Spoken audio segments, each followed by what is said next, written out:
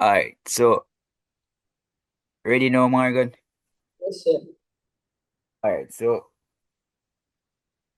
we would have already looked at atomic radius, right, as well as electron shells. So for those who don't or haven't seen those videos, you can watch it on YouTube as well. Right? Don't forget to like, share, and subscribe and spread the word. So we can get persons to become better in chemistry.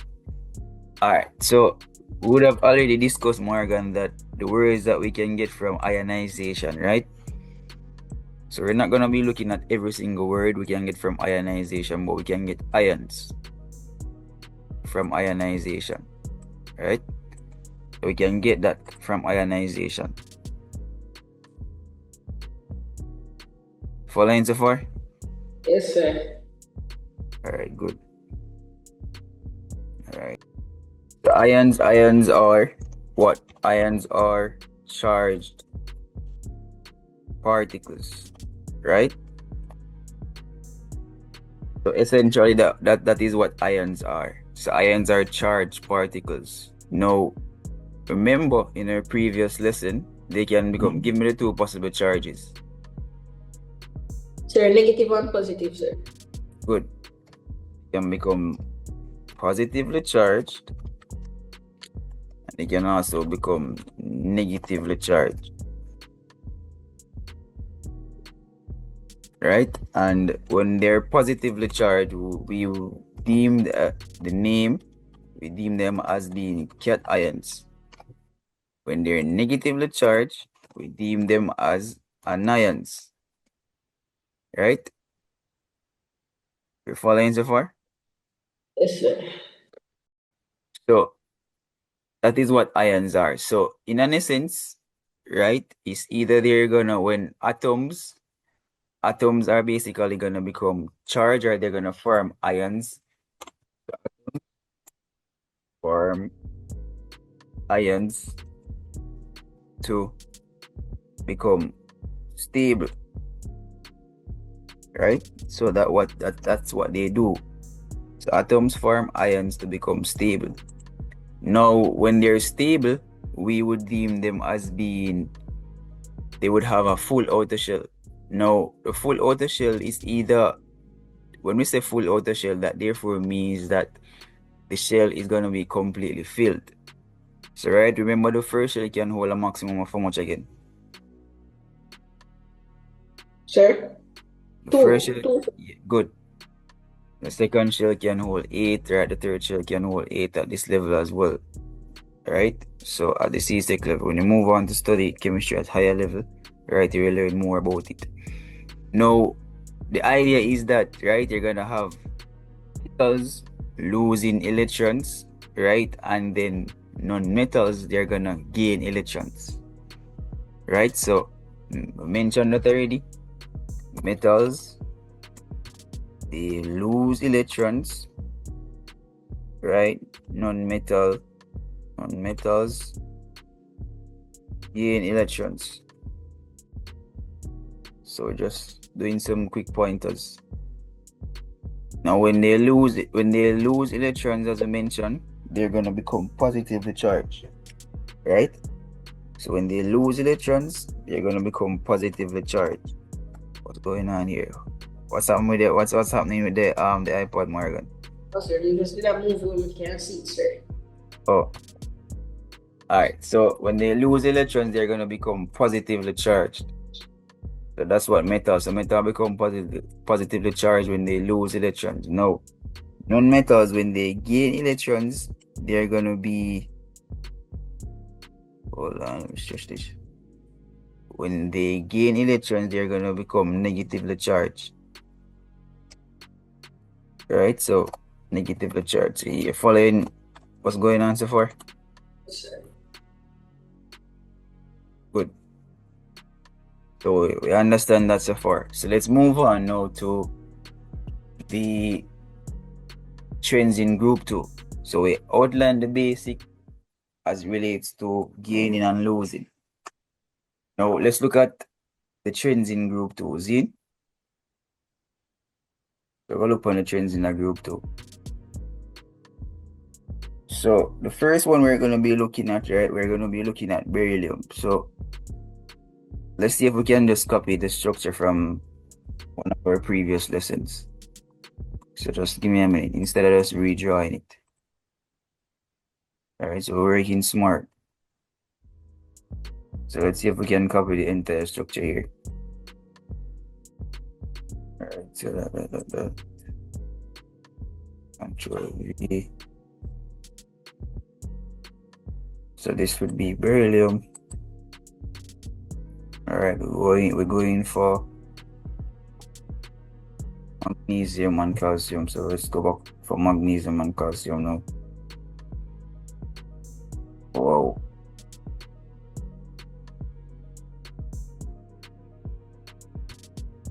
Copy. Let's see if we can do two of them one time. I don't think we can do it.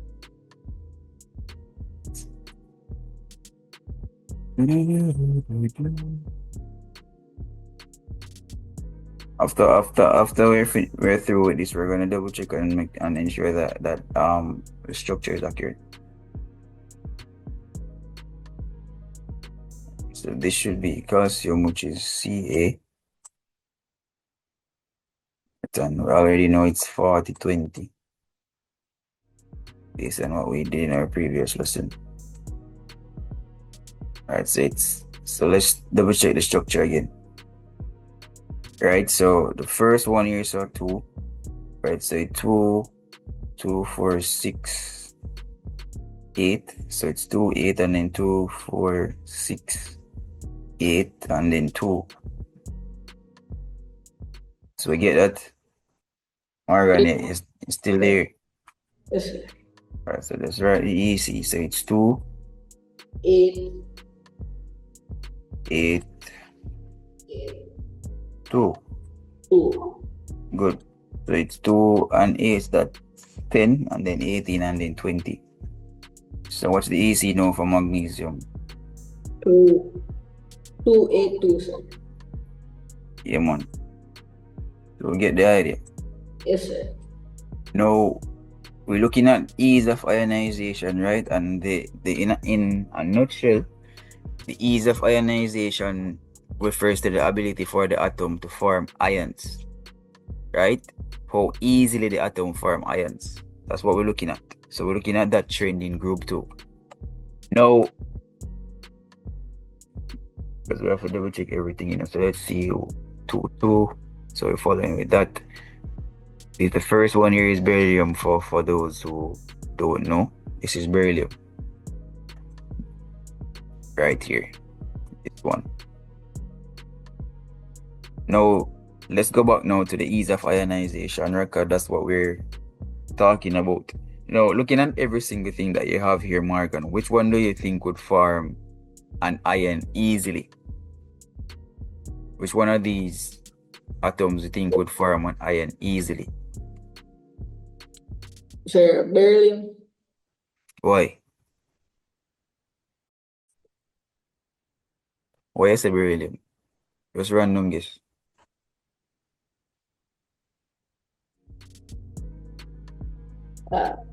Give me a second, sir.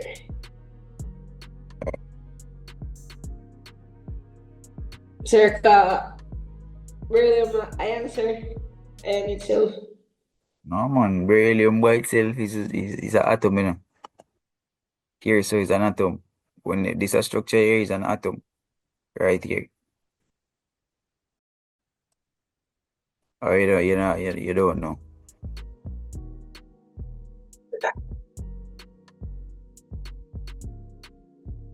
You think you can get a guess, accurate guess, or you don't know? Sir, you have, sir, wait for it. You have less energy, sir. To an extent, you're onto something. You're onto something. Sir, no, sir. So let's do it together now, right? So when we talk about ease of ionization, is the ability for the atom to form an ion easily, right? Yes, And sir. remember, all of these are deemed what we deemed as metals, right? Because they are in group 2, right? Remember, we talk about metals and non-metals. We find metals on the left side of the periodic table, we find non-metals on the right side, right? And we would have mentioned in terms of the groups what's the name of the groups, right? We talk about the halogens, the alkaline metals, alkaline earth metals, stuff like that. So for those who don't know, you can go back and watch the videos on YouTube. So all of these are deemed what we call metals, right? And what do we say about metals again? They would gain or they would lose electrons. Sir? Metals would gain or they would lose electrons. Uh, they lose they lose electrons, sir. Would lose electrons. Good. So the idea is that which one of these would basically lose electron easily to become an ion. Alright, and we're looking on the trend. Does it increase or does it decrease going down the group? So let's explain now. So the idea is that what you're seeing here, this shell, right? They would get a pull, right? The nucleus right here. This is, remember that this is the nucleus of the electrons, remember? Yes, sir. Good. And there is always a pull on the shell from the nucleus right here. So the nucleus right here, there's always some form of force between the nucleus, right? The energy level between the nucleus and the shell, right? So the nucleus always have some form of energy. So the idea is that, right, the closer there is, the closer the shells are to the nucleus, the greater the pull on the shell by the nucleus. So if it is that you continuously have more than one shells being added to the structure, when you go down the group, right, there will be less pull from the nucleus on the last shell if there is continuous shells being added. Because guess what? Each shell here, so you have shell 1 right here, you have shell 2 here, you have shell 3, and then you have shell 4. So as you move away from the nucleus, right, each shell use up some amount of energy from the nucleus. So shell 1 use up some amount of energy, shell 2, shell 3, and shell 4. So shell 4 will basically get the least amount of energy or least amount of pull from the nucleus. So the electrons on the last shell, they would get the least amount of energy from the nucleus. So it's easy for something to just come, right, and react with these elements.